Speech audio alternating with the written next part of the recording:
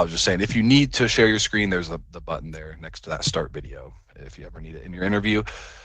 Let's see. Just some other good to know things. These are independent interviews as well. So these 4-hour-long interviews are all done independently. We'll come together in a debrief at the end to come to the final decision on bar raising or not. But I just caution that if it's your first time, you may not know, but we as interviewers are not discussing feedback as you go through your interview day. We are not reviewing notes beforehand. So just if you're gonna like share another example or kind of expand on a story that you shared previously, or share a different aspect of this scenario you were in that you already said previously in the earlier interview, don't assume that the next interviewer has like read those notes and kind of have some of that context and understanding. They'll have no idea what was said before that hour-long interview they're conducting. So if you are going to repeat anything or expand on something you've already been talking about previously, you'll have to restart fresh, give all that context again and bring them up to speed, because they will not have reviewed anything from previous rounds and hours and everything. Cool. I think that's kind of like the big high-level logistical things, but any questions so far? Yeah, and I am not sharing any screen. So if you're seeing a screen, it's not mine. There's no screen share going on, to be clear. I didn't see any share screen Yeah. actually. Yep. And Same. I want to know, there are so many the leadership principle question. So generally, how many sentences should I prepare when answering It's a good that question? question. I'll get to that at the end of the call when we talk through the LPs. I'll expand on that in a good bit of detail for you, actually. Okay, cool. Yeah. If there's no like logistical or just really high level questions here so far, though, I'll move on to the coding aspects here next. Okay. Yeah, you could use, and I'll expand on that too, Pradeep. You can definitely use one scenario for a couple different LPs. You can repeat, scenarios and examples. It's not really ideal, but I'll explain that a bit more at the end here. Getting into the coding round specifically, one thing I like to call out, you do use CoderPad as the blank workspace you're going to write your code in on this, and we'll be able to see that on our end. This is not an IDE. It is just a blank workspace, so you don't get the benefits of an IDE. Be prepared for that. I don't think you actually ever even like compile code in CoderPad. You should test your code and just do like a dry run kind of walkthrough of your solution with a use case that you maybe got from the interviewer, or one that you thought of on your own, given the question right and the problem statement, and kind of validate that your solution works. But you're not actually like compiling this and validating it past certain test cases. So that's one thing to be prepared for. Because you don't have an IDE as well, we're not really super strict on like small little keystroke errors as well, and if it's just like a slight little typo here and there, we understand an IDE will kind of catch most of that stuff. Yeah. We're really going to be looking for the general logic though, and code structure itself, and kind of your justification for your solutions really throughout this. But of your 4 rounds, 3 of them will have this coding aspect. Again, it's going to be about half of that hour you'll spend working through the technical portions, and 3 of them will be coding portions. And there are 3 specific data points we are looking for within your coding skills, and I'll name them off and explain them to you here next. And then I'll actually walk you through a couple what I see to be like good working kind of approaches to pass these coding assessments in these interviews. Now, first things first, the most common question I get is, can I share which round is which kind of focus area, which coding data point? And unfortunately, we're not allowed to share the specific competencies in each round. Same thing goes for your leadership principles. We can't share exactly which ones are being covered or not. But when it comes to coding, it really does not help you at all to know which focus area or which specific data point is tied to which interview, because you can get all 3 of these data points with any one coding question. We're kind of looking for all 3 of these data points in all your coding questions. Some will be a bit focused in one area versus the other, but ultimately you want to take these approaches I'll describe next, because you're trying to get all 3 data points, so that way if one of these 3 coding rounds maybe doesn't go quite as well as we were hoping, hopefully we get some good mitigating data on whatever aspect didn't go well there in the other 2 rounds. And if you really just focus on one thing versus the other in each round, usually if one of your 3 coding rounds doesn't go off very well and is seen as bar raising, it might be enough to be not inclined overall. just because of a pretty glaring concern and one pretty big aspect of coding or another. But just listing them off, they're all pretty self-explanatory, but I'll kind of describe these different things we're looking for in them. But first things first is going to be coding problem solving is how it reads. This is your problem solving ability and like your ability to talk through different approaches and different solutions, reason through trade-offs, and kind of justify which solution is best and why. So some different things we'll look for with this is one, the type of clarifying questions you ask. Like, do you just get a question and start building solutions and making code? Or are you dealing with ambiguity, asking some clarifying questions, making some scoping assumptions, that kind of thing, validating that with the interviewer, or in this case, quote unquote, your customer, right? And then once you've really validated what it is you're solving for, then we actually want to see you talk through some solutions verbally, compare and contrast a couple different approaches and kind of explain why you think one would be better than the other. We'll come into agreement with that. Then you'll kind of start implementing code. And then from there, I would say for more data point on problem solving specifically, as much as you can talk out loud as you code and just explain everything you're doing every step of the way and why you're building it this way versus that way, or exactly what the logic is in your code, the better. And that's just more problem solving data we're getting. And also, if you start to make wrong assumptions, or you start veering off into the wrong path and going towards like a non-working solution, we'll start hinting and trying to help you adjust your approach and maybe calling out some of these edge cases you're not thinking of, and help you pivot and build a working solution. We're not trying to trick you or anything like that. But if you're not really explaining as you go and you just want to code in silence, you're going to get a bit less of an opportunity for us to kind of follow your thought process and give you some of those hints. You'll be turning it into code before we realize what you're doing, and then have to hint back and maybe adjust it if needed. The next data point we look for is going to be this coding logical, maintainable, and extensible data point. Mhm. And a good way to think about this one is how production quality is your code. And we are going to be assessing like the code structure itself when it comes to this data point, and kind of following those object-oriented best practices. So what we're going to be looking for here is like, are you building things into classes as much as possible, and interfaces potentially? Are those logical classes and everything, giving things logical naming conventions? Don't, for the sake of this interview, just label some things like ABC for classes, but give them logical naming conventions. And generally speaking, we want these solutions to be extensible and avoid a lot of like hard coded values and things like that. So hypothetically, you always get one coding question you're working from, but sometimes they will have these extension solutions or extension questions that kind of build on that same, initial solution you were working on. Mhm. So we want to avoid hard coding things. So if we change one of those requirements you had, or if we add an additional requirement, maybe you can build that into the solution without having to go refactor tons and tons of code. Now, be open to hints in this area, because specifically with like data structures, algorithms, which is the final data point I'll talk to next, and this logical maintainable, interviewers might ask you to focus most on your code structure first, and then we'll worry about getting to an optimal solution. That's them hinting at you, this is your logical, maintainable, extensible round. Let's make sure we like really structure your code well, so I get that data point first, and then if we can optimize and get a data structure and algorithm data point, we will.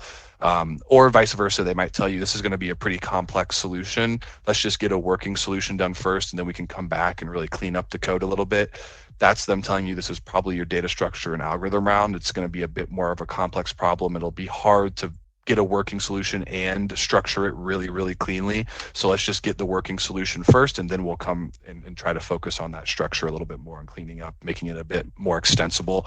And then you can interact with the interviewer as well and kind of clarify and ask if they want you to focus on one of those aspects versus the other, and they might tell you that they want both, and that's probably a signal this for a bar raising performance, this question isn't complex enough where you shouldn't be able to get to an optimal and cleanly coded solution, extensible solution. But that's what we're really looking for with the extensibility aspect, is being able to extend into these extension problems. Like usually 2, if not all 3 of these interviews are going to have that base question plus a little bit of an extension that we're hoping you get to and are able to at least discuss, if not actually even implement it as well. But a good way to think about this too is like, hypothetically, if you were to build your initial solution And then we ended the interview there, and we invited another Amazon SDE to join and look at your code. And then we gave them the extension problem and asked them to extend your code. Would your code be easy enough to read and understand the logic in it and kind of how it's set up? And then they could actually build in that new extension problem to your solution. That's another good way to think about this logical, maintainable, extensible data point. Then data structures and algorithms, kind of touched on it quickly there, but it is your knowledge of different data structures and algorithms, and when to use them and how to implement them. So think about this interview as, can you get to the most optimal solution? Or if not the most optimal, generally you have to be more optimal than what the brute force kind of most basic solution would be to sort of see bar raising data structures and algorithms data point.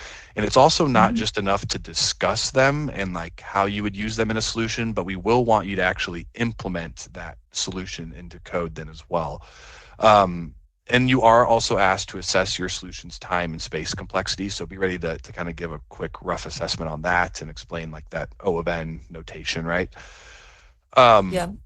Yep. And so then the two working solutions I've seen to this, I'll kind of talk you through what I see as like successful candidates passing these coding interviews and sort of the approaches they take.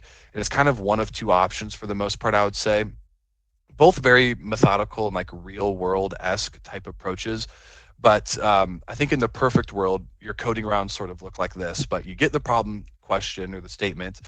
You do not do anything code-wise or even discussing solutions first. You ask some clarifying questions. You make any assumptions you want to make about this problem and make sure the interviewer validates those with you. Or if you're making any wrong assumptions, we'll correct you there. Once you have a very clear understanding of the requirements and exactly what you're solving for here and what the customer needs, which is just the engineer in this case, then you start discussing some different approaches. And in this perfect world, I think what you do is kind of quickly talk through a brute force approach, or maybe just like a less than most optimal type approach, and then talk through what the most optimal approach would be and why, and kind of what those trade-offs are in the different solutions and why you think one is better than the other. The interviewer will agree with you, or potentially give you some hints, or point you in some different directions to think about some different aspects that you're maybe missing here. But eventually they're going to come into agreement with what solution we want to implement and why it's a good solution. From there, we'll start implementing code. Now we want to focus on that logical, maintainable, extensible data point. Again, be open to some hinting around this, but for the most part, try to build it as extensible as possible, building things into classes and interfaces, being like logical and considering those naming conventions you're making, and just trying to structure your code so it's easily readable, following some of those object-oriented best practices. And then, at the end, you might get an extension question. You'll discuss, how you would manipulate your solution to handle that, potentially build that into the code itself, give your time, space, complexity analysis. And now at this point, you have good, clean, optimal code implemented. You talked through the solution very well and different trade-offs along the way and kind of why you were making these different decisions. And at this point in that one coding round, we probably have bar raising data points for all three of those coding aspects we're looking for. And that's really why we want to work through it this way. So then that way, if like the code just is not very logical, maintainable, extensible in this one round, hopefully in the other two rounds, it was a lot more maintainable and extensible. So we get good mitigating data there. This was just a fluke in one round, and we still saw really good data structure and algorithm knowledge in this round. So overall, you might still be bar raising and inclined there. And then I think the other approach I see work often, and I think it's a bit less optimal, and you just kind of want to be mindful of your time in a scenario like this, but it would be like implementing more of a brute force solution first and just getting a working solution and then coming back and optimizing.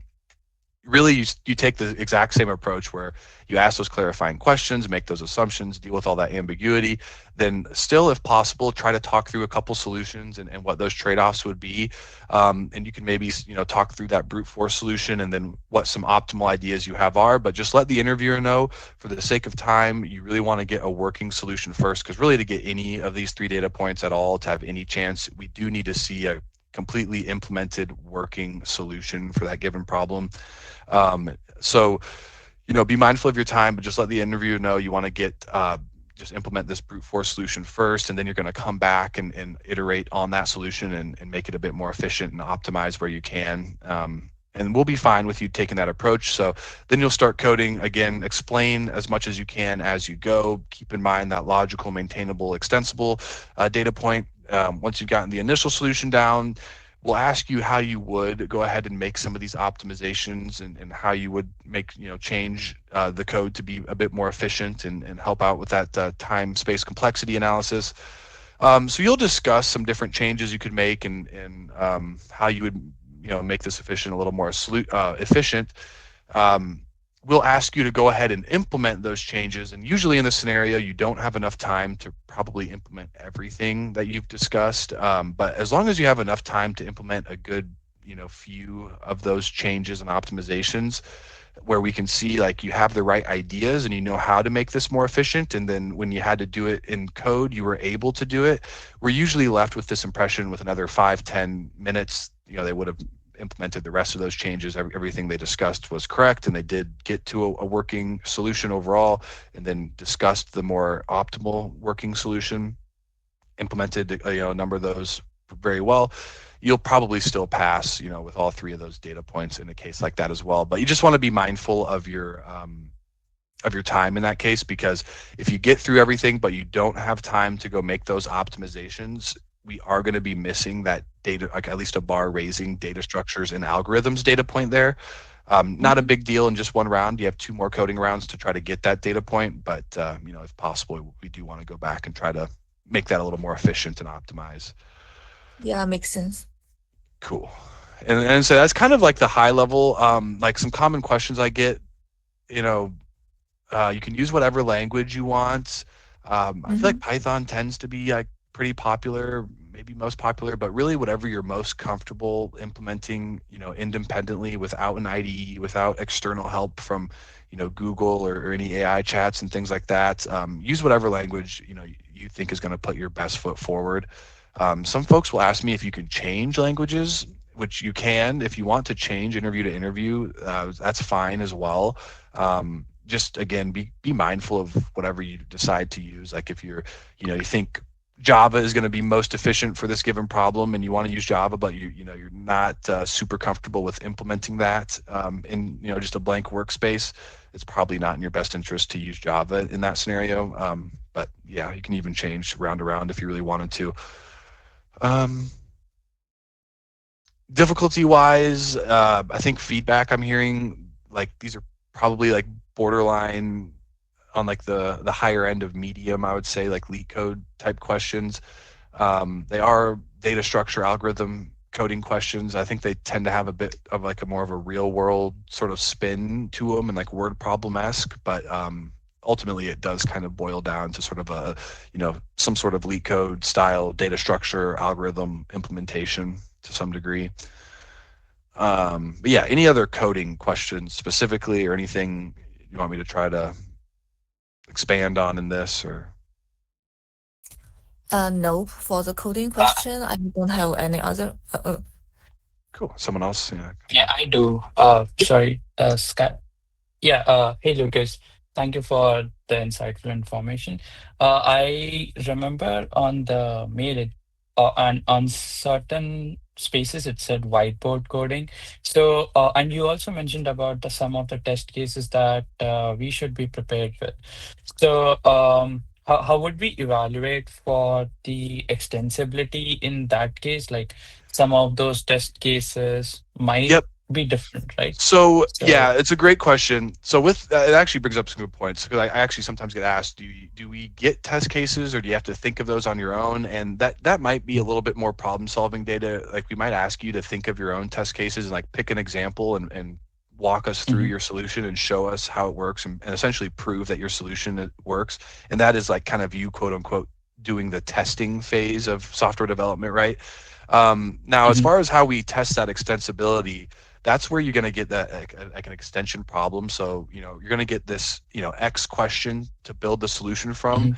and so you're going to ask those clarifying questions, suss out some of those edge cases and different requirements. And then once you're done with your solution, you give us that time, space, complexity, and everything, and maybe we probe you a little Mhm. bit on some different aspects. Then we're going to go ahead and ask you, like, okay, now with this extension problem, let's maybe say this new requirement is added, or this Mhm. requirement you had before has changed. how does your solution work with that? Then you're going to have to add some more code to it. And that's where the extensibility comes from, is everything very hard coded, where now that we change this requirement, we have to go back and like manipulate line after line after line of code? Or is this all held in this one class and we just make a small change in this class and now it's a working solution again? Or, just add this requirement to this class or whatever the case may be. And that's where usually those classes and interfaces become kind of important, is like to be able to handle that extension question without doing a lot of refactoring. The more refactoring you're doing, the less extensible, data point you're getting. Correct. Yeah. Yeah, I think that answers my question. That's the only part of that. Yeah. Thanks, Lucas. Yep. Thank you for asking too. And yeah, anyone else have any other questions? And it's always helpful for everyone, I think, sometimes. Feel free to type them in too if you don't want to come off mute or your mic's not working or anything. You can always type them in. I keep an eye on this chat as we go. But if there's no other coding questions, I'll move on to systems design a bit next. Anything else on the coding front from anyone here? Cool. I'm gonna take that as a no and move on. We can always come back, of course, as well. So we'll do systems design prep next, and then the rest of it will be leadership principles. So getting into systems design, another critical aspect of your SD2 and above interview loops. As an SD, you are going to be leading projects. You will be working directly with stakeholders, and at times you will be the face of Amazon for your customer. Be it an internal or an external customer, whoever they may be. So we do want to see that you have these skills to independently architect and design systems on your own, and potentially even lead others, in their design decisions, component levels and things. Now, when it comes to systems design, I kind of talked about the Bluescape link. It's going to be a whiteboarding exercise. You don't do any coding in this. It's just a drawing, whiteboarding architecture interview. Some candidates sometimes tell me they get down to like pseudocode level just to help explain your thoughts a little bit maybe, but really you're like most times, 99.9% of times, you shouldn't really even be getting to that level in most cases, I would say, and you're really not implementing any sort of code. It's really just those diagram drawing boxes and kind of explaining as you go. There's two critical aspects we look for in systems design.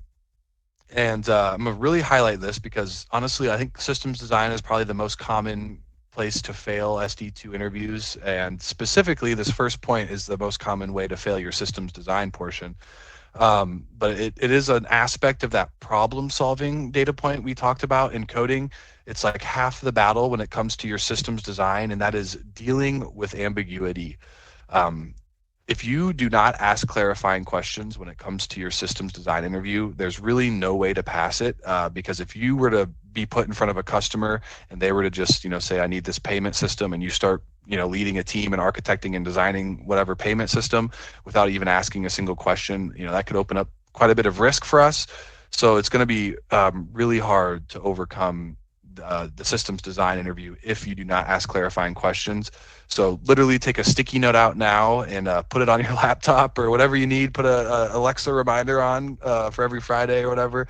But ask clarifying questions when it comes to your systems design, and that is functional clarifying questions and non-functional clarifying questions. So think about, the use case and the problem that your customer is dealing with here. What are you really trying to solve for there? What are the key components and features they need? And then what are those technical constraints that come along with that, and some different scalability, concerns and factors. And then outside of that, dealing with ambiguity piece and being the face for the customer, then it becomes a combination of technical breadth and depth. And I'll explain that a little bit more. I saw one raised hand at least, back down now, but Shrew, did you have a question? Do you want to jump in quick with that and have me address?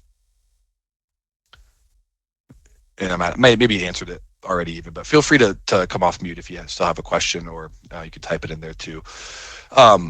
But after you've dealt with that ambiguity, asked all those functional and non-functional clarifying questions, then we'll start sort of making some design decisions and putting together this end-to-end system. And just like your coding rounds, we want to see a full end-to-end working solution to really see a bar-raising data point out of this. So you're starting, from the database and storage layer and working up through whatever components to whatever data endpoint there is, maybe a user interface or whatever. But we're not going to probe you at all on any sort of front end aspects of this design. This is a very back end focused systems design exercise. But just to give you some like technical context here, I would say when it comes to this combination of breadth and depth, really across your entire design, take this analogy and kind of apply it to the other technical areas of software development. But like if we're talking through the database, we would expect you to at least be able to get to this minimum kind of decision criteria of should we be using a relational database or a non-relational database and why. And that and why piece is super, super important when it comes to systems design. You can kind of prep yourself and get to know like a lot of probably high level sort of architecture patterns and just different things you can use and tools and whatnot that will generally work for like most systems, right, and be a fairly scalable design. But if you can't clearly articulate the trade-offs and that and why kind of decision-making criteria behind your choices, we're not going to see that bar raising data either. So the and why piece and really being able to explain and justify the decision and kind of what trade-offs are coming along with this decision is very critical within your systems design. So take that kind of like relational versus non-relational database and why analogy and apply that to anything discussed within your systems design. And then we will expect you to get much deeper than that in some areas as well. And that can kind of vary depending on how you're architecting your systems. Maybe it makes more sense to dive a little bit deeper into one area versus the other. Maybe you just have some really good ideas and like the storage layer. So we're going to really push you very in depth in the storage aspects and the different trade-offs there and the real reasons why you're choosing this and that. And you can also kind of take control of the conversation a bit on your own and sort of decide where those deep dives take place a little bit as well. If you really own the conversation, and clarifying it well, explaining how you're going to work through this, starting high level, and you'll come back and drill deeper into different components. And then in general, I would just say validate your depth as well. You can always ask the interviewer, do you want me to go more in depth here, or is this enough for now? Can we move on to the next component, the next whatever we're going to discuss within this system? And again, we won't trick you there. If we want you to go deeper and explain in more depth, we'll tell you that. And if we think we've gone in depth enough and we want to see other aspects of your systems design, we'll tell you just that. But I think as far as like getting into like that in-depth layer, and honestly, typically databases and like the storage kind of layer tends to be one that we do frequently go into at least some depth in, if not pretty darn in depth. But getting to the point of like specifically, why would you recommend we use a NoSQL database for this system, and maybe like what are those key data indicators you're storing in this particular database? So that would be sort of like the in-depth analogy I use, and again, apply that to the whole stack. You don't have to go like super in-depth into everything. You only have 30 minutes, so naturally we'll expect you to kind of take control of the conversation and get to sufficient depth, and just validate that when in doubt. Typically, this is sort of where like the SD2 and SD3 distinction is made outside of leadership principles, of course, and just the general size, scope, and impressiveness of those scenarios you're sharing. It is the systems design as well, whereas there's a bit of forgiveness with an SD2 loop, like around things like operational excellence and maybe missing a small edge case here and there or something like that. We understand. We'll give you some more coaching there. You'll have senior architects to oversee some of this and validate your decisions, initially at least. When it comes to a senior SD loop, you really need to show that you have a significant amount of this architecture experience where you can really take control of the conversation. You understand within 30 minutes what is a sufficient level of depth versus not needing a whole lot of help and clarity as far as that goes, catching all those edge cases and different failure modes and having some built-in workarounds to your system for that. And then also this operational excellence piece is kind of a requirement for SD3s. I'll call it out and what we're looking for there, because it is sometimes done in these SD2 loops, and I think it comes off as like a very big positive point and shows you have this experience we're looking for sure, thinking in this way. But the operational piece is kind of like the long-term health of this system. And just like a hypothetical scenario here, if we're trying to build some sort of like real-time payment system for something for our customer, and if your whole goal for the system is to be like as real time as possible, let's say, would it make sense to build in some sort of like latency tracking aspect in your system that monitors that latency, right? And is, showing a dashboard, and maybe even like a notification system goes out to the person on call when it hits X criteria, showing that, your system is potentially at risk and not going to be performing to the customer's needs anymore and needs some on-call attention or whatever. Having that sort of like forward thinking mindset and really not being probed on it, but just leading the conversation in that sort of way is kind of what we would expect out of our senior SDEs, versus the SD2 design interviews. But again, I see it happen sometimes in SD2 loops where you kind of talk through some of that stuff, and it always comes off pretty well. So I always like to call it out.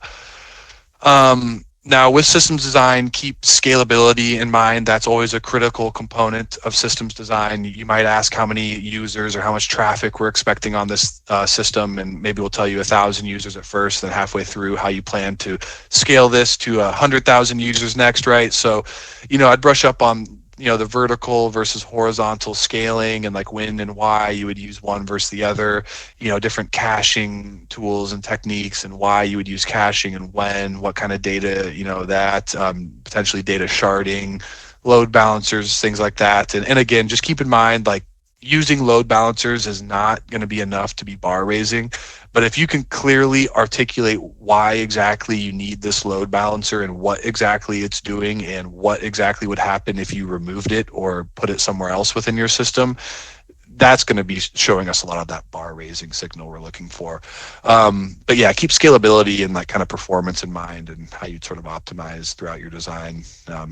But yeah, if we tell you it's for 1,000 users, be ready to still keep in mind you're going to probably scale the system in the interview.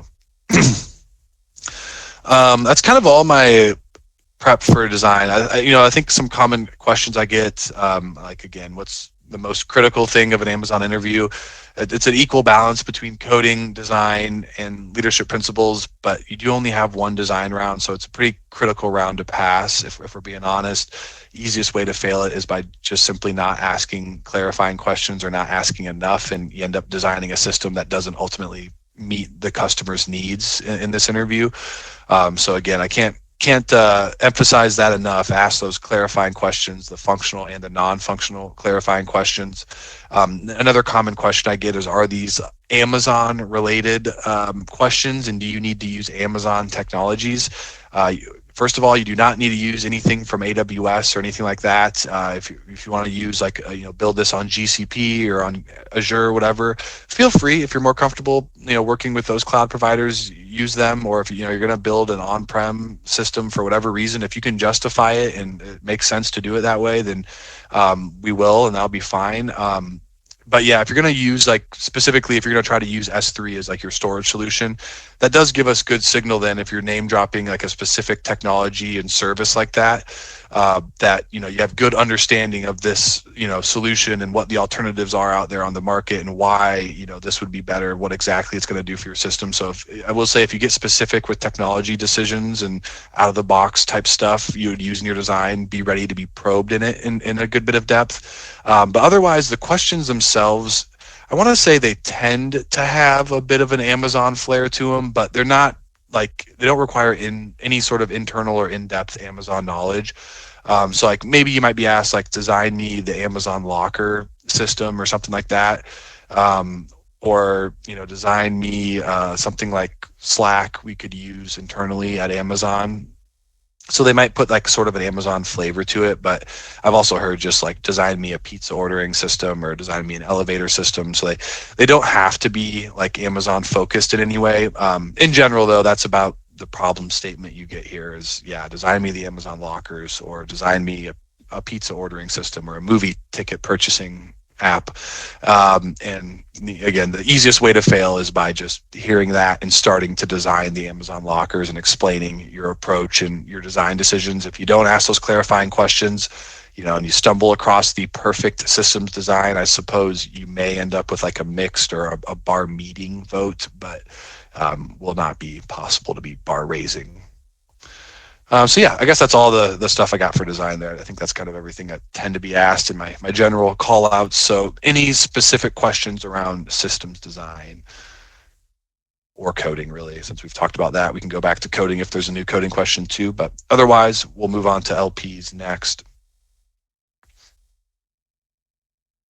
Hey, Lucas, sorry. I Yes. had one question. Yep.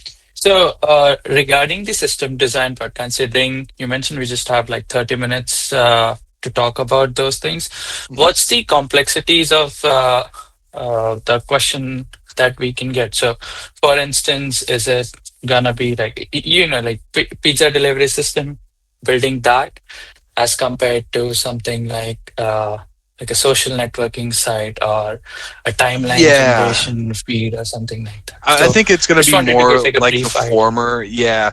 And the thing is, if you get a more complex sounding question, like sometimes they can Mhm. come off that way. And so how are you going to scope this down? Like you have 30 minutes, you have to put Okay. this end-to-end design together. What type of questions do you ask? What type of scoping assumptions do you want to make? And we'll Mhm. either say like, yes, that's correct, or that's not the correct assumption. We'll correct you.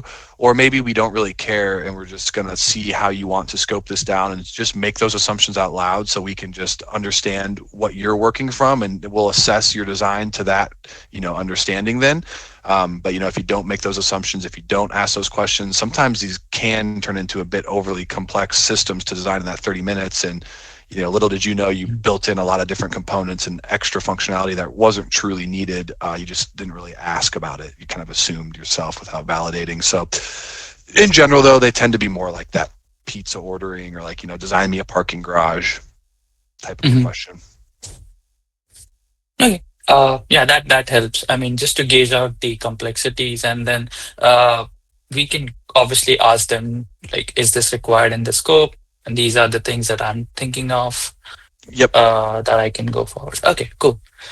Yep, Sounds good. exactly. Thanks, Yeah. And Lucas. if you're making the wrong assumptions, we'll tell you that. And then you'll just know, like, Mhm. okay, I shouldn't, yeah, and then ask some more questions about it, right? And we'll answer those for you. But yeah, like the first 5 or so minutes at least, if not maybe a little bit more than that, is probably just asking questions and getting Perfect. understanding Yeah. of what you're doing. Yep. And Pradeep, I see your question too. When it comes, okay, I see another one too from you. I'll come back to that. But Pradeep, for yours, when it comes to the coding questions, honestly, or the design question, those are going to be hard to get additional questions for. Sometimes with your leadership principles, if we ask you a question and you don't have an example kind of prepared that really answers it very well or at all, maybe you can ask, or you can just say, I don't think I have an example that fits that scenario. And then you may get a different LP question. It's still not like a great thing, I would say, to do, but I don't think you're going to be able to get any different coding question if you get kind of stuck in one of these rounds. What we're going to want to see in that scenario, and what we'll start doing, is giving you a lot more of direct hints and like maybe even telling you exactly what data structure it is you're going to need to implement. And at that point, like, you're not going to get the data structure algorithm data, but we just want to see if you can implement a good clean solution and try to get some of those other data points and just reason through as you go and kind of start problem solving on your own and see if we can get some problem solving data points. But if you do get really stuck in a technical round, be open to those hintings and just kind of try to work with that interviewer as much as you can to work through the problem, but you won't get a fresh new problem instead. Or like, instead of a DFS solution, let's give a BFS type question, see if you can implement that better. The question will be the question predetermined beforehand, and you'll have to work through it the best you can. Got it. So if we, provide a brute force solution, would that affect our interview? And yeah, so that's the exact kind of scenario I was talking about earlier. It's okay to do that brute force solution. You can still get good problem solving data. You can still get the logical, maintainable, and extensible data point. You probably won't get the data structure and algorithm data point with a brute force solution. But if you can get through that pretty quick and get that brute force solution fully implemented and working, and then there's enough time to talk through some different optimizations and make a couple of those discussed optimizations, now you might still even get your data structure and algorithm data point as well.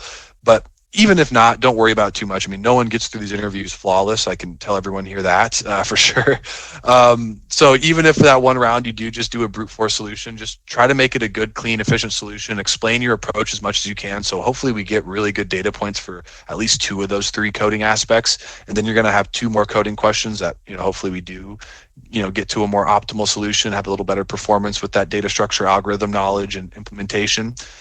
And then, a scenario like that with 3, mostly positive rounds, maybe one little ding in data structure algorithm in one of those three, you're still probably overall, inclined, assuming the design and LPs went well. Got it. Thank you. Yep. Absolutely. Yeah, and okay, Louis, to your question, take a second or two before answering LP questions. Absolutely. Feel free to ask for a pause while you think on that. Feel free to have some rough notes in front of you with these leadership principles as well, and like the examples you plan to share. And not a bad idea to kind of put some check marks next to them as you share these scenarios, so you can avoid some repetition if possible. I'll expand on that a little bit more too, but you can always reference a bit of notes throughout these interviews. You can't use Google and things like, and some folks will ask me that even when it comes to coding, like, can I, you look up this quick implementation potentially? And honestly, like, it never hurts to ask the interviewer.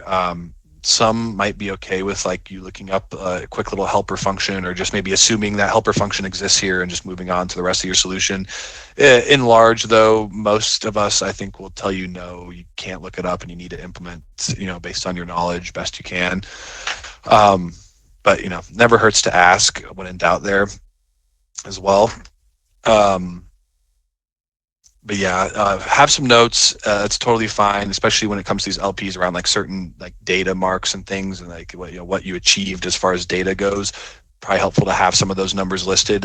We won't dock you at all for like referencing notes once in a while, or for taking some time to think, before starting your story. If you are kind of constantly looking off screen, like going back and forth, or just consistently for the entire interview process and day, we're pretty well like clearly reading off a pre-prepared script where like questions maybe show the leadership principle but tend to not really answer the actual question that was asked, or you just never made eye contact once with anyone and it just seems like you're reading off a script. It's not like it's a huge deal per se that you prepared to that degree, but it just comes off as a bit of a awkward communication style and kind of communication knock in general. So I would definitely not just read directly off any script, and don't use any external help, I would say, for sure, when it comes to like the technical portions and things like that, or LPs. Really, I don't really know if you could use external help for LPs very effectively or not, but I would just not do any of that. Of course, do just some light note referencing, and that'll be best. But yeah, getting into leadership principles here. First things first, most common question, can I share which LPs will be covered in your interviews? And unfortunately, like I said earlier, I cannot share specifically which LPs are covered and specifically which round is which. These questions are pretty easy to tell which leadership principle we're looking for, honestly. Like, we don't tell you like directly, tell me a time you've shown ownership. But the questions come off as like, tell me a time you've taken on something significantly outside of your area of responsibility, and what was it and what'd you do? And it's usually pretty obvious, like this is probably ownership or like bias for action maybe. But in general, as long as you're just answering the question and sharing a scenario that answers the question they asked, you're probably going to be sharing an example that is showing that leadership principle. And then we just want to make sure those examples you're sharing are impressive enough and complex enough to be bar raising. But back to the note of like, can I share the specific competencies? I can't, but there is a little bit of help I want to give you all, because I think it'd be a waste of time to think of stories for a few of these that will certainly not be covered. And I will tell you there's 2 that are guaranteed to be covered. But first things first, I'm going to give you 3 to cross off your list. These will not be on any SDE interviews. Frugality is one of them. I've never seen that on a loop in my 5 years here. There's 2 new ones as well that will not be included on your loops. Success and scale bring broad responsibility, and strive to be Earth's best employer. If you have examples that show these LPs, then by all means, that's great. But you're not going to be asked specific questions where we're trying to capture data on these 3. On the same note there, I do get asked a lot if hire and develop the best would be on my interview, given it's not a management position. And it absolutely can be, especially as a SD2, you are a force multiplier. We expect you to make others around you better and kind of be a leader and mentor on the team. So I think those mentorship examples and coaching examples are really strong to share throughout these interviews. And I would say that's a requirement for sure for a SDE3 interview. But you can just think about hire and develop the best as develop the best. You do not need to relate that to like hiring decisions or, you know, anything around that. Managers might need to, and that could be a good assumption. But as an SDE, we just think of that LP specifically as develop the best versus hire and develop the best. Now, flip side of things, two LPs that are going to be pretty commonly on every single interview loop at Amazon, regardless of level, role, title, etc. But customer obsession will pretty much be on any interview loop. And then earns trust is the other one that's on every interview loop. So customer obsession and earns trust, I would guarantee will be on all of your interviews. Now, a little bit of an additional hint for earns trust, just because I know it's really hard to think of this sort of example on the fly and on the spot, especially under pressure of an interview, but it can tend to be one of those negative oriented examples, or like a failure example, right? Tell me a time you got some critical feedback and what was it, what'd you do? Or, you know, tell me a time you failed to deliver for a customer and what happened, what'd you do? And I think what it's getting at is like, tell me a time you maybe lost a bit of trust from a certain party and how did you earn it back, sort of. But anyway, I know those sort of examples, if you don't have one kind of pre-thought, pretty tough to think of on the fly. So I like to give that heads up as well. Again, earns trust, customer obsession, guaranteed to be covered. Frugality, success and scale bring broad responsibility, and strive to be Earth's best employer will not be covered. The rest are free game. Ultimately, if you have that 4-round interview loop, you'll have 8 of these different leadership principles covered in total. I think dive deep would be a pretty consistent one as well. But you know, really, I would say have examples that kind of could relate to the rest of them. Now, getting into your examples, I'm going to talk through the STAR format. I want to talk a little bit about bar raising as well, and then I'll get into the repetition aspect too. But just keep in mind throughout this interview process, you've all heard the term bar raising, right? And we are looking for bar raising engineers. And I want to call this out specifically in the leadership principle section here, just to think about as you're preparing the stories you want to share, and these examples and scenarios and situations you're going to share throughout this interview process. You know, keep in mind, to see the SDE2 offer, you need to be better than 50% of our current SDE2s, and just relate the scenarios you're sharing and the work you're sharing to that sort of analogy. And just hypothetically, the average Amazon engineer, you know, would they have done the same exact thing you had done there? Was it pretty like as expected, what we would assume any engineer would kind of do in this scenario? If so, that's probably not a bar raising example. We want to see these really impressive examples that, you know, either have really big impact to your company and your team and the business, or have really significant technical complexity, whether it be, you know, new technologies or just the environment you're in or the scaling you had to go through with your system. Whatever the case, has to have some kind of aspect to it that makes it a bit, you know, better than average, so to speak, right? And a good example of this, I suppose, too, I like to use bias for action as like an example for this going above and beyond and like, you know, better than average. But if you're sharing an example where hypothetically you're on call, this tier 1 issue comes out and you have to fix it for like the customer before open of business in the morning, and get a bunch of pages and get out of bed at 2 a.m. Maybe it's a super complex problem and took a lot of like root cause analysis, and you did deliver results there and got it fixed before morning, and ultimately customer is super happy that you know, they didn't have any downtime and everything was fixed overnight for them as expected. That could be a really good like dive deep example, depending on the technical complexity with that system. You know, maybe a good deliver results, again, if it was really complex what you delivered in a short period of time like that. But if you're sharing that as your bias for action example, and an example of you kind of going above and beyond as far as showing that bias for action, you know, if you're on call for a tier 1 service here at Amazon and you got a page at 2 a.m., we would kind of expect you to get out of bed and start working on that issue. So it's not going to come off as really bar raising for bias for action there. Now, hypothetically, if a junior member is on call and this issue comes out and they have no idea how to even start figuring out where this issue is coming from and how to fix it. And they're pinging the team chat for, senior folks like yourself, for anyone to help and see if they can get this fixed in time. And you get enough pages, and then you get out of bed at 2 a.m. and you jump on a call with that junior member and kind of explain what you're seeing and coach them through, how you analyze this and figure out where that bug's coming from, and then what you're going to do to fix it and how you fixed it. And now you delivered the same fix for the customer in the morning. You still have that ownership and bias for hire, develop the best, and dive deep sort of data points there.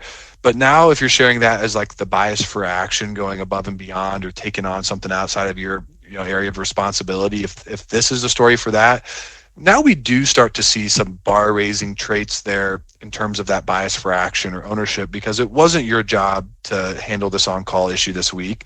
But you did go above and beyond, and you even coached, someone on how to fix it versus just fixing it for the person themselves, right? So this is starting to turn into actually a really impressive example now. So that's what I kind of mean by bar raising, though. I just like to call that out as you're thinking through the stories you want to share. Just kind of ask yourself, what would any old other engineer do if they were in the scenario? And if they would do the same things you're telling us about, it's probably not bar raising. But if you are going above and beyond, or if there is like some significant technical complexity here, then very much could be bar raising. And it sounded like maybe there was a question coming, so I'll take a 2-second pause here if there's any questions so far.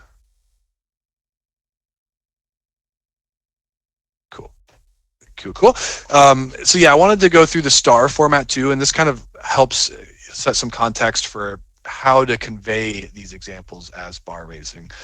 So the STAR method, I'm sure you've all heard it: situation, task, action, result. I'm often asked if we grade you on the STAR format, and sort of yes and no, I would say. There isn't any STAR format competency tied to one of these interviews where we're strictly assessing you on your STAR format stories or anything, but we are always assessing communication, and the STAR format will help out with that. And really with these Amazon interviews, and specifically the leadership principles, it is a fine line we all have to walk of sharing too much information and too much data, getting a bit too long-winded, and just kind of getting us confused as far as what is the actual, crux of the problem you're trying to tell us about here, or not sharing enough information where we don't truly see the true complexity you had to deal with and the ambiguity that you had to deal with in the scenario, or maybe we just don't have the follow-up answers to our questions where we start to wonder, were you really making these decisions and driving this, or were you more so implementing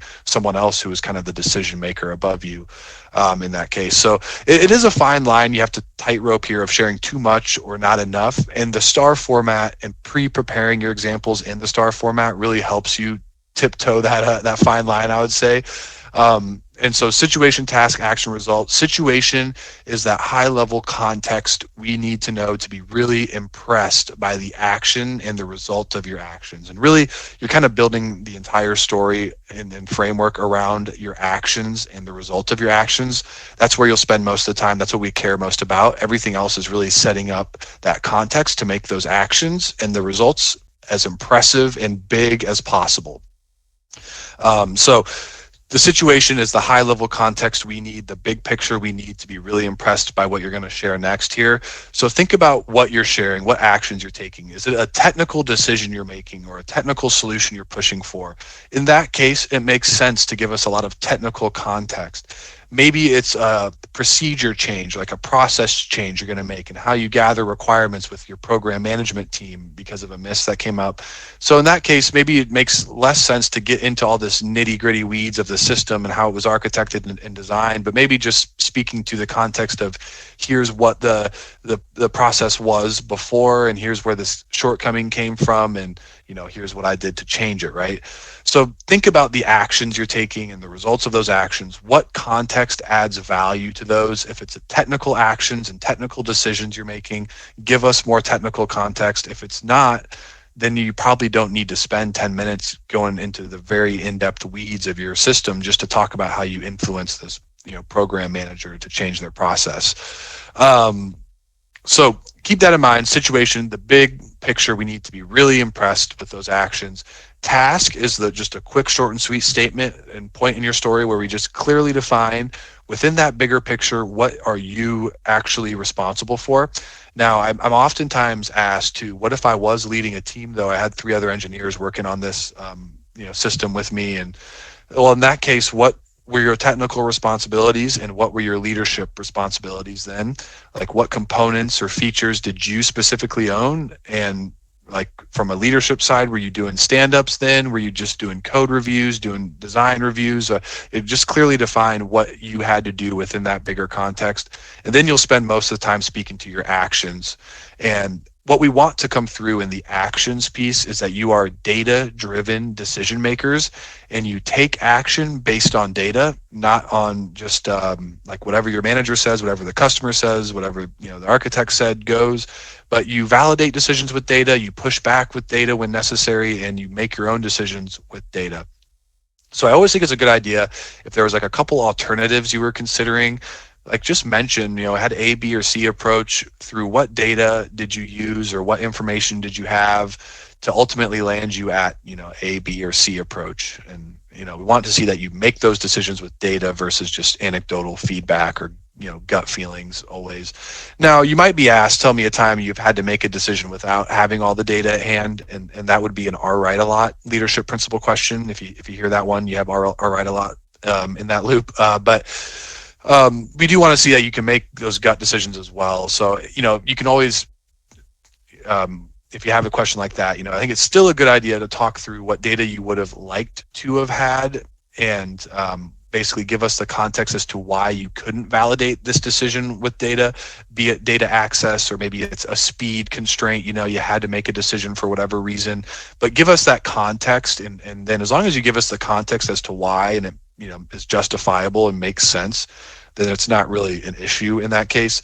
And that same point holds true for like maybe conflicting leadership principles. And a common question or call out I get is like, insisting on the highest standards and deliver results might clash a little bit. It kind of becomes that speed versus quality debate, which is exactly right. And that's a real world debate that we have here at Amazon too at times.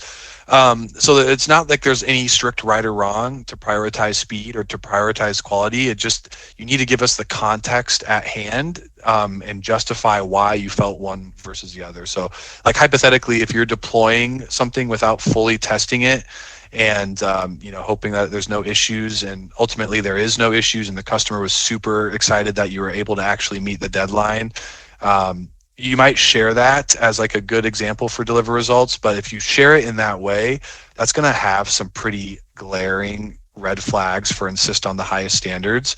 But if you give us some context, like this is your company's only customer, they were going to drop you as a customer, or as a probably right as a customer, I guess. If you did not deliver this feature on time, it would have like a huge impact on this marketing campaign they were going to release on Monday. You did as much testing as possible, and here's all the areas you weren't able to test. Here's some information as to why I felt they probably wouldn't be a big issue, but if there was, here's how we were going to roll it back, and then here's how I was going to further test it later on and validate in the future there would still be no issues. But now that you give us all this context, and like you had a lot of thought before and after the fact of like finishing the testing, what was most important to test first and most critical, those rollback strategies, and then you give us that context of like, if you didn't make this speed versus quality decision, your company was going out of business. Well, that's pretty justifiable context to understand why you had to make that gut call and kind of prioritize the speed. And it actually seems like it was really well thought out anyway.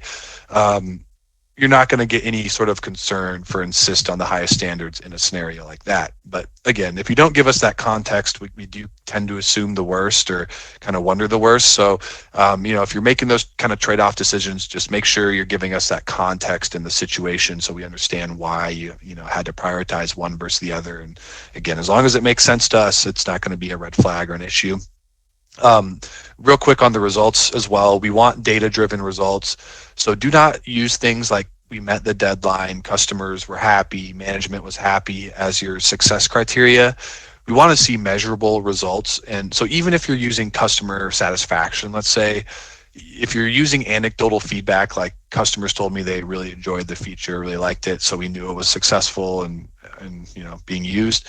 That's a pretty big red flag as well, as far as like determining if your projects are successful or not. It should come off something more like positive response rates went up by 10% immediately after releasing this feature, indicating widely accepted or widely liked by the customers, right? But now you have like an actual like data point to validate that against. It's a little better. But really think about things like, of course, revenue generated, cost savings, time savings, technical debt reduced, feature utilization increased, latency reduced, whatever the case may be. Just whatever sort of measurable metric you had going into the project, do you go back at the end of the project and validate, did you meet that metric or not? And that's really where some of those notes come in, I think, as well, because it's going to be hard to think of 10 different stories, right, and have all these different data points. Feel free to have those notes in front of you with some of these different key data points you're hitting on and kind of the key talk track you're sticking to, to refresh yourself throughout the interview day. Now, to touch quickly on the repeating examples aspect too, ultimately we want to see a good number of bar raising scenarios you've been in. If like when it comes to repeating examples, it's okay to do so for sure. And especially if you're going to talk to like the very nitty gritty technical aspects and this technical solution you were pushing for in this scenario, but then also you had this like kind of procedural influencing you did and this process change you made throughout this project. Maybe it's the same project, but you're kind of speaking to like the technical nitty gritty and a technical influence and decision you had to make versus more of like influencing people in a process. I would say those are kind of viewed as like similar but different stories, really. So you can kind of use the same scenarios, talking to different aspects to them pretty well.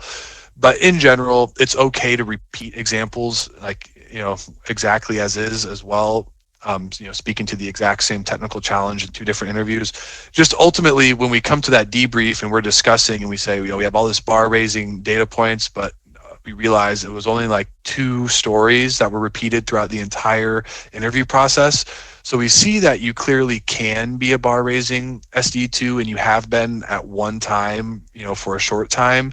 But coming in here to the complexity of Amazon, we do want to see, a track record of operating at bar raising L5 standards, before we'd want to make an external offer like that. So we want to see variety, and the more variety, the better.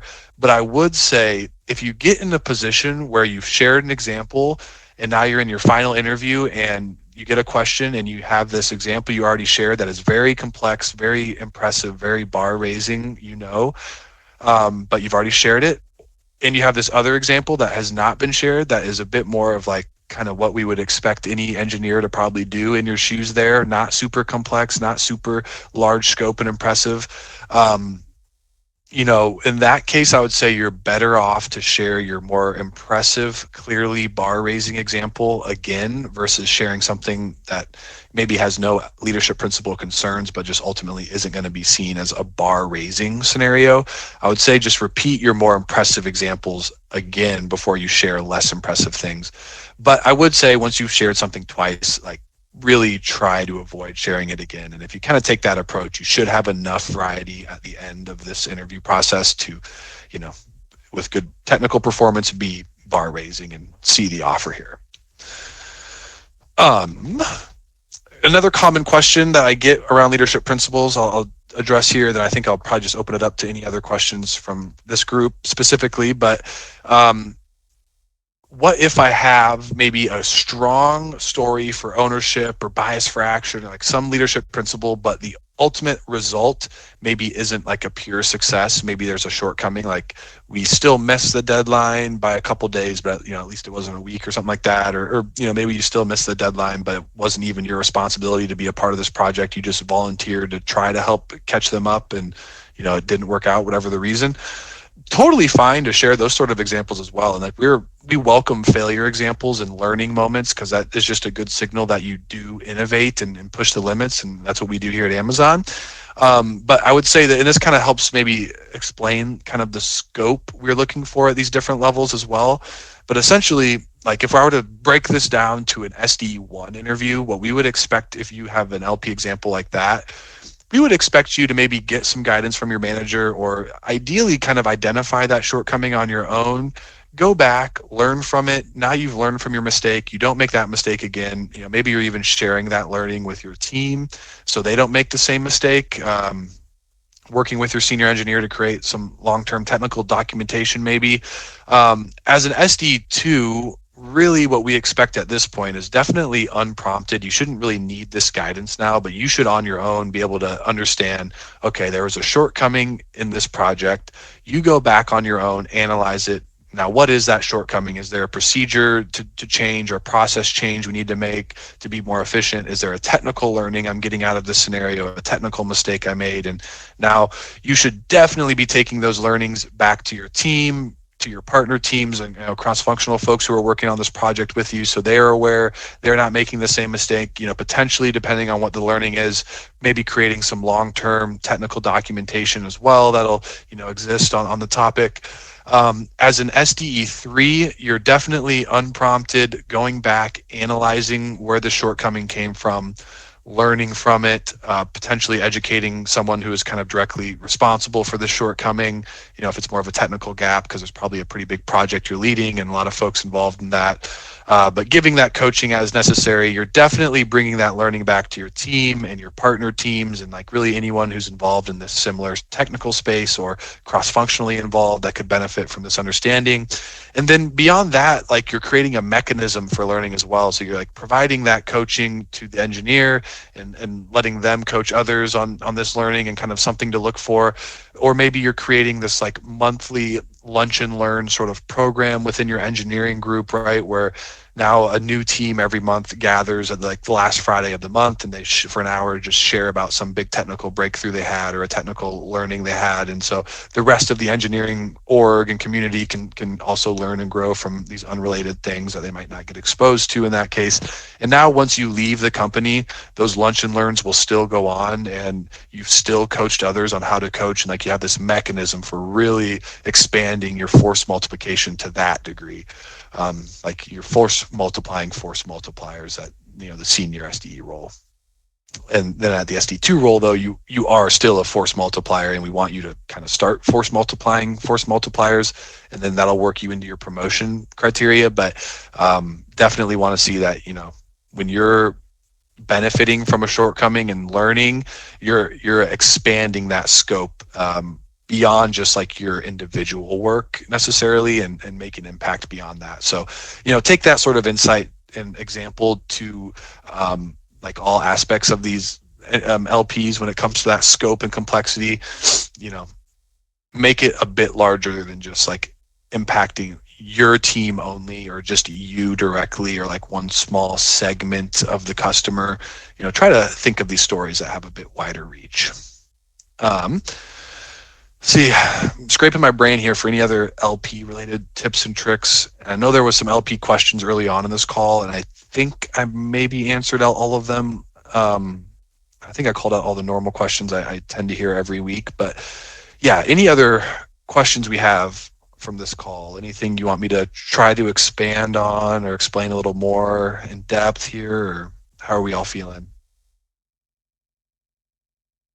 And did I answer all the LP questions too? If you had one earlier that I told you to wait on the end of the call for, please let me know if I haven't addressed it. And again, we can type in the chat here as well if you want to type out any questions. I think I hit everything in the chat box so far, but if I missed one there, let me know.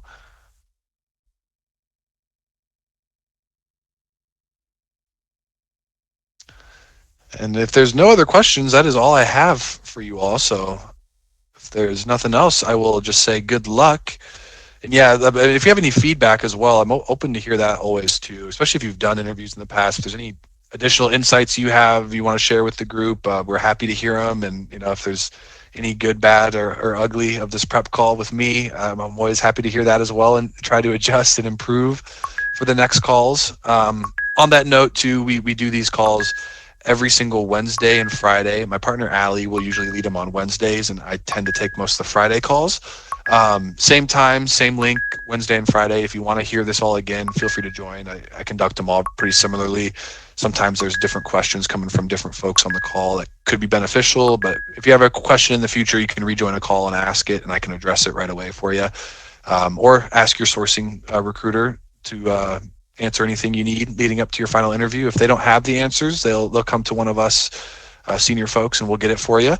But in general, all of us here should be able to answer most of what we can share, I think, leading up to this. But yeah, I don't have anything else. I have time if we want to chat through anything else, but say otherwise, best of luck. And hopefully we're all on more calls here soon with offer discussions.